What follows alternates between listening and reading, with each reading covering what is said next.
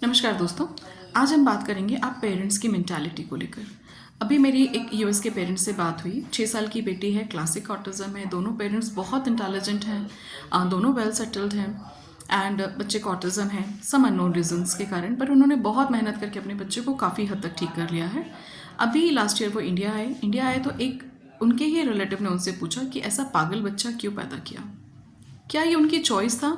क्या वो चाहते थे कि उनका बच्चा डिसेबल हो या स्पेशली एबल्ड हो? नहीं ना। सिमिलरली एक इंडिया का कपल है, हस्बैंड स्पेशल एजुकेटर है, वाइफ भी पीडियाट्रिक्स में ही काम करती हैं और उनके बच्चे को ऑटिज्म हुआ अगेन सम अननोन रीजंस के कारण, क्लासिक ही है। उनके ससुराल वाले ने उनको ये कहा कि आप लोग ऐसे बच्चों को डील करते हैं इसीलिए आपका बच्चा ऐसा हुआ, नहीं तो आपको नॉर्मल बच्चा होता। अगर हमको कहीं भी डिफरेंट एबल बच्चे मिलते हैं, ऑटिज्म के हों, हैंडीकैप लेवल के हों, डिसेबल्ड हों, हमको ऐसे बच्चे मिलते हैं तो सामान्य लोगों का नज़रिया उनके प्रति बदल जाता है और ये चीज़ दुख देती है। क्या बच्चे हमारी चॉइस से डिज़ाइन होते हैं? क्या हम चाहते हैं कि बच्चा गोरा हो, काला हो, इंटेलिजेंट हो, नहीं हो? क्या आप लोग परफेक्ट हो? एक और बहुत रियल स्टोरी मेरी ही क्लिनिक की है। 15 साल पुरानी बात है। मेरे पास एक छोटी बच्ची आई 1.5 साल की। वो बच्ची सेमी कोमेटोज थी, उसके माइलस्टोन्स अचीव नहीं हुए थे। एट द एज ऑफ 1.5 साल भी वो चलना तो दूर, बैठ भी नहीं पाती थी, मूवमेंट्स भी नहीं थे। तो वो उसकी मदर बहुत पॉजिटिव थी ट्रीटमेंट को लेकर। हमें ट्रीटमेंट स्टार्ट किए हुए अभी हफ्ता 10 दिन हुआ था। एक और लेडी आई मेरे क्लिनिक पर, she was a old lady. उन्होंने जैसे ही उस बच्चे का उस ट्रीटमेंट करते हुए देखा तो उसकी मदर को बोला, क्यों पैसे बर्बाद कर रही हो, क्यों समय लगा रही हो, कुछ नहीं होना जाना है। तो उस माँ ने कहा कि आंटी क्या करूँ, इलाज तो कराऊंगी ना, जब तक मुझ में हिम्मत है तब तक अपने बच्चे को ज़िंदगी देने की मैं कोशिश करूँगी। तो वो दादी ने कहा कि ऐसे से तो मरा हुआ बच्चा हो जाता तो ही बेटर था। ये मेरे लिए और उस माँ के लिए पेनफुल था, बट सोशल कर्टसी में हमने कुछ कहा नहीं। मैंने बस उस दिन से अपना डिपार्टमेंट डिफरेंट कर लिया कि नॉर्मल जो बच्चों डिपार्टमेंट है फिजियोथेरेपी का, मैं उसमें और मेरे डिपार्टमेंट को अलग करती हूँ ताकि इन लोगों के बीच में कोई कन्वर्सेशन ही नहीं हो। समझा हम सकते नहीं, समझ उनको है नहीं। पता नहीं भगवान ने क्या मंजूर किया, कुछ दिनों के बाद वो छोटी बच्ची की डेथ हो गई एंड कुछ महीनों के बाद वो दादी की रियल नातिन को पैरालिसिस अटैक आ गया at the age of 6 years. उसको एक वैक्सीनेशन का साइड इफ़ेक्ट हुआ या कुछ मेडिकेशन का साइड इफ़ेक्ट था, बहुत सारी कहानियाँ थी उसके पीछे, मेरा उनसे मुलाकात नहीं हुई। जब वो अपने बच्चे को लेकर, नातनी को लेकर मेरे पास आई 6.5 साल की, शी क्राइड कि मैम मुझे बद्दुआ लगी है उस माँ की। मैंने उनको बताया कि उस बच्चे की डेथ हो गई, आपने जिस बच्चे को टोका था। तो उसने ये बहुत रोई कि उस माँ की मुझे बद्दुआ लगी है। आज मेरे घर में भी ये केस हो गया है और अब मुझे समझ आ रहा है कि हम चाह कर ये कामों को रोक नहीं सकते। कम से कम हम एक एक्सेप्टेंस तो दे सकते हैं। हम अगर किसी के दर्द को कम नहीं कर सकते तो दर्द बढ़ाना कौन सी इंसानियत है भाई। आज हम और आप ऐसे बहुत सारे एग्जाम्पल्स क्रिएट करते हैं जाने अनजाने में, जहाँ लोगों को अपनाने की ज़रूरत है हम वहाँ उनके ज़ख्म पर नमक डाल देते हैं, मिर्ची डाल देते हैं। अगर आपको पता चल रहा है कि सामने वाले के बच्चे को कोई इशू है, आप कम से कम एक क्यूट स्माइल देकर उसकी हिम्मत तो बढ़ा सकते हो। आप उस बच्चे की सर पे हाथ रखकर मन से आशीर्वाद तो दे सकते हो कि भगवान इसका भला करे, जल्दी से ये बच्चा ठीक हो जाए। आपको पता है वो पेरेंट्स के ऊपर क्या गुजरती है जिनके बच्चों के साथ कुछ इश्यूज होते हैं। उनकी ज़िंदगी होने के बाद भी वो लोग ताउम्र इस उम्मीद में रहते हैं कि हमारा बच्चा नॉर्मल हो जाएगा और हम भी एक नॉर्मल ज़िंदगी जिएंगे।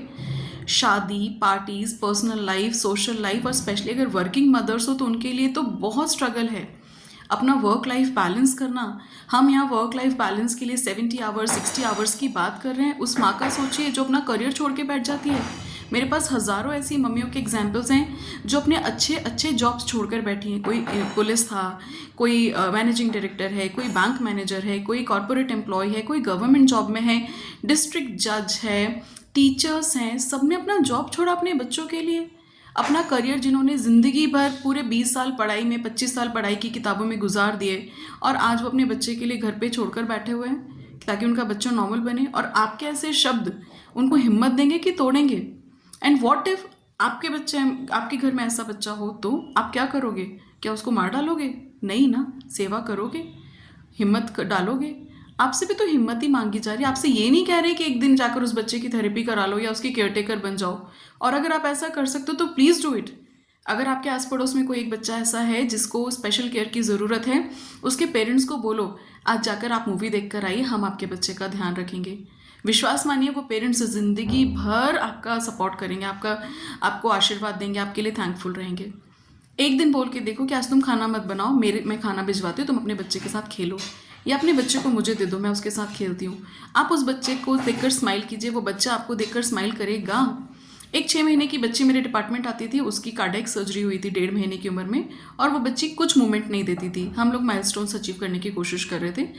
एक दिन संडे को डिपार्टमेंट बंद रहता था, उसकी मदर का फ़ोन आया कि मैम आप 10 मिनट के लिए डिपार्टमेंट खोलेंगे क्या?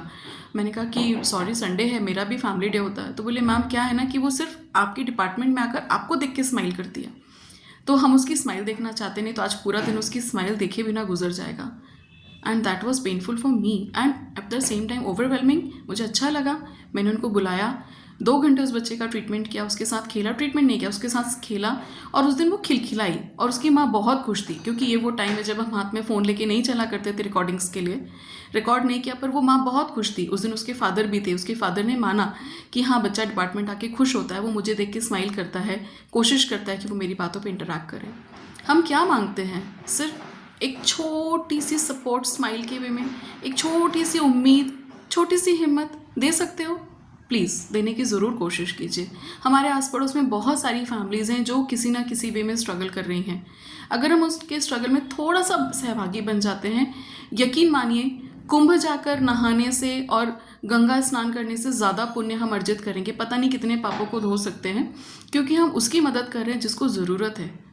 प्लीज़ कोशिश कीजिए कि आप अगर किसी का दर्द सहन नहीं कर सकते तो हमदर्द बन के उसको बांटने की कोशिश तो कीजिए। डेफिनेटली आपका दर्द कम होना शुरू हो जाएगा, आपके पाप कम होना शुरू हो जाएंगे। Parents only need strength and support, verbally morally जिस तरीके से दे सके ठीक है, बाकी तो वो खुद इतना स्ट्रांग हो जाते हैं कि अपनी लड़ाई खुद लड़ सकते हैं। सो आई जस्ट होप ऐसे पेरेंट्स जो क्रिटिसाइज़ करते हैं बच्चों को देखकर, फैमिलीज़ को, या उन फैमिली से दूरी बनाते हैं, उन पेरेंट्स के लिए शायद ये आई ओपनिंग हो कि उनको भी हिम्मत देनी है। और अगर हिम्मत नहीं दे सकते तो प्लीज़ एक ही थंब रूल है, स्टे क्वाइट, कुछ मत बोलो। आपको पता है ना रूल्स ऑफ स्पीकिंग क्या है, क्या कहना है, कब कहना है, कितना कहना है, कैसे कहना है, प्लस कब चुप होना है। आपको चुप होना सीखना होगा, तभी आपकी स्ट्रॉन्ग स्पीकिंग स्किल्स होंगी। सो फॉलो दीज रूल्स, चुप होना सीखिए। अगर आप हिम्मत नहीं दे सकते हैं 4 तरीकों से, तो चुप होना सीखिए, ताकि सामने वाले को आप हतोत्साहित ना करें, उसकी उम्मीद ना तोड़ें। आप भी पेरेंट हैं, नहीं है तो बनेंगे, और अगर बन चुके हैं तो आगे आने वाली जेनरेशन्स में आपके यहाँ भी बच्चे आएंगे। ऐसा कुछ ना करें कि ये दर्द आपको भी सहना पड़े या आपके किसी अपने को सहना पड़े। तो हर उस इंसान को अपना मानो जो इस दर्द से गुजर रहा है, स्ट्रगल कर रहा है, उसकी हिम्मत बढ़ाने की कोशिश करो कि सब ठीक हो जाएगा। आपकी ये स्माइल उसकी पॉजिटिव एनर्जी, उसकी ऑक्सीजन का कारण बनेगी। So please parents, stay strong together. All the best.